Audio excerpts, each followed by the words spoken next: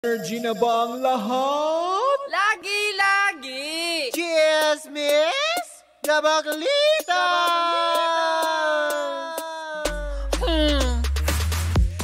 Same, pero iba! Kayo patuloy pa rin pong nakatutok at nakikinig sa number 106.7 Energy FM. Pag wag mong sabihin radyo. Sabihin mo! Ay, sasabihin mo.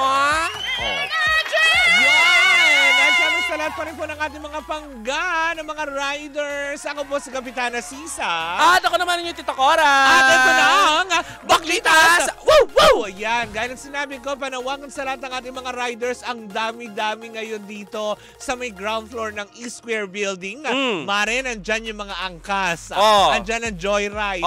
Andyan ang Food Panda. Ano pa ba nakalimutan? Move It. Nakita ko na. Tapos mga Grab drivers, nakikita ko din. Nandyan sa baba, ang dami. Walang riding in tandem. Angkas, Joyride, Move It, nandyan. Tama. Baka kasi Lalamu. Lalamu, parang wala pa ako nakikita. JNT, wala pa. Wala pa. Pero yung mga madami talaga, yung mga angkas riders natin, talagang isang batalyon talaga silang nandyan. Kasi kita mo kagad, blue. Mukhang nakatutok talaga sila sa Energy FM.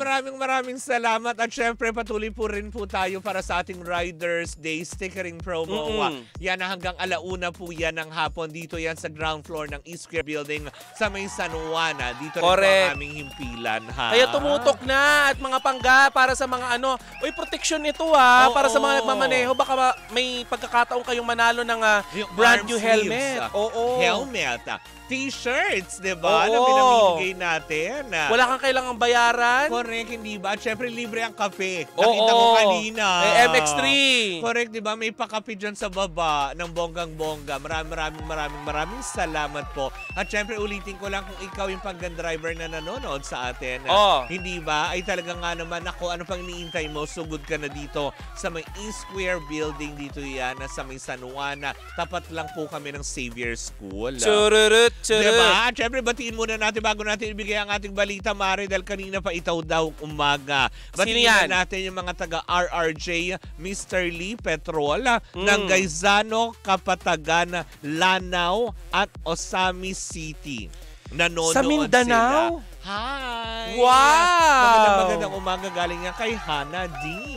Diba? Nakakatuwa naman. Ng bonggang-bonggang. Eto na nga, Mare. Ano yan, Mare? Bongga. Diba? Noong mga nakaraang araw, buhat nang lumabas ang desisyon or ang resolusyon ng MTRCB hinggil sa suspensyon na ipapataw pa lamang. Uulitin ko ipapataw pa lamang sa programang Showtime. Ay talagang kaliwat kanan ng pambabatikos ang ginawa ng mga netizen kay Chairman Lala Soto. May mga panawagan, Mare, na siya ay pinagbibitiw sa trabaho. Very unfair, very ganyan. Eto na nga. Ano, sumagot chika? na mismo si Chairman Lala Soto sa ibang mga, alam mo yun, interviews. At nagbigay na rin ng pahayag na kung sino man yung mga nananawagan na siya ay magbitaw sa pwesto, haharapin kayo ni Chairman. Diba? At nang mapag-usapan kung ano nga ba ang problema nyo. At hindi yan ang dahilan kung bakit kami magkikita mamaya hapon. Dahil hindi kami nanawagan.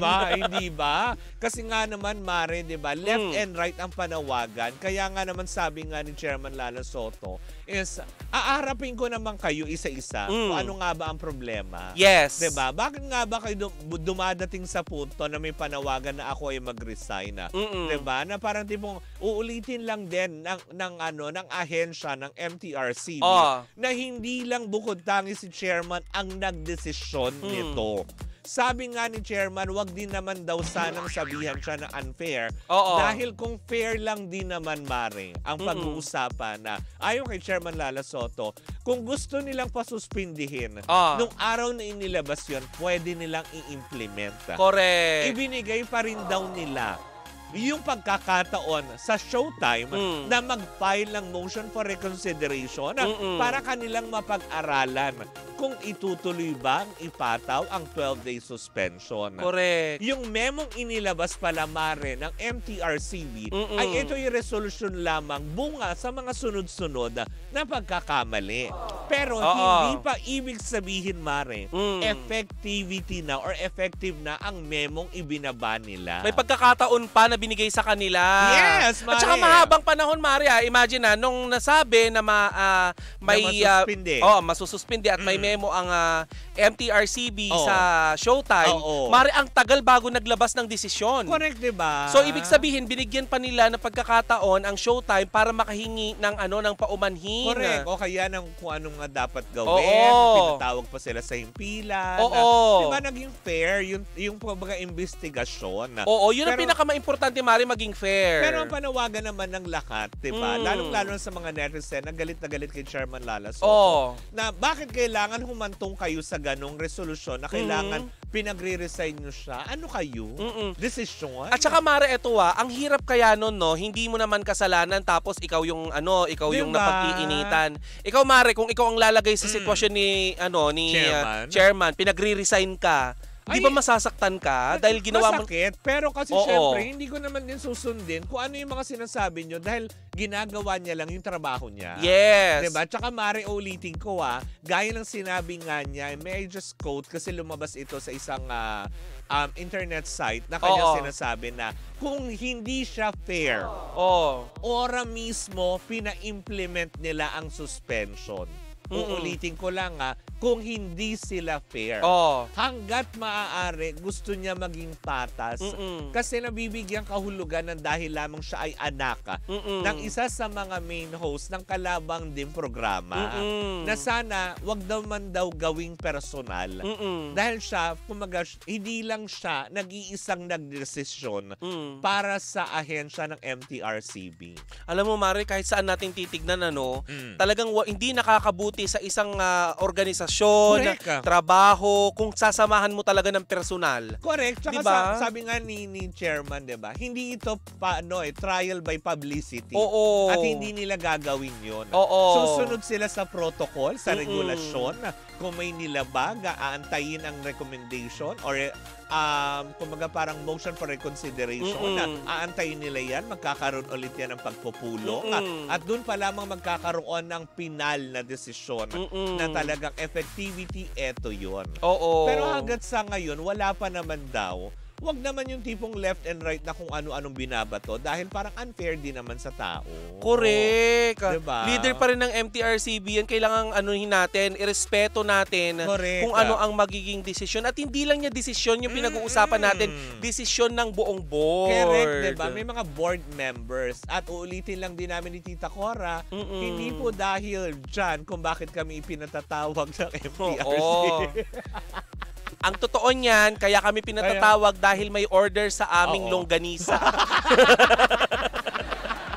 Pinatatawag po kasi bawal po yung yung net na sleeves.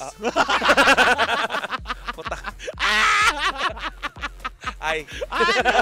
Ayan nakakaloka ka kung ano-ano na lang ang iyong sinasambit. Diba? Naku, bago tayo tuluyang ma-MTRCB, yun mo muna. Hindi ko alam paano ilulusot yun. Okay. Diba? So yun na nga, Mare. At least... Ay, nako. Eto na nga, hindi ba? Kaya nga naman mga Mare, di ba? Antayin na lamang po natin ang final na desisyon. At wag po tayo basta-basta. Alam mo yun, magbigay na lang ng opinion para lamang may masabi lang tayo. Mema. Alam mo yung mga taong mema. Oo. Ikaw ba, Mare, may mga kilala kang mema? Ay, ang dami. Gusto mong pangalanan ko? Sige nga. Wala na eh. Charot. Hirap din ilusot, Anyways, andyan mo muna natatapos ang ating balitaan para sa ating unang video. Sa aming pagbabalik, ako, mas pinatapang, mas pinaangas, at mas walang kinatatakutan na si Tita Cora. Nag-red lipstick. Ang tapat Sorry po. Muli po ako si Kapitana Sisa. At ako po yung Tita Cora. At kami pa rin ang Baklitas! Woo! Woo! At tuloy-tuloy pa rin po ang ating tugtugan. Siyempre dito po lamang yan sa number 106.7 Energy FM. Panggawag mong sabihing radyo. Sabihin mo!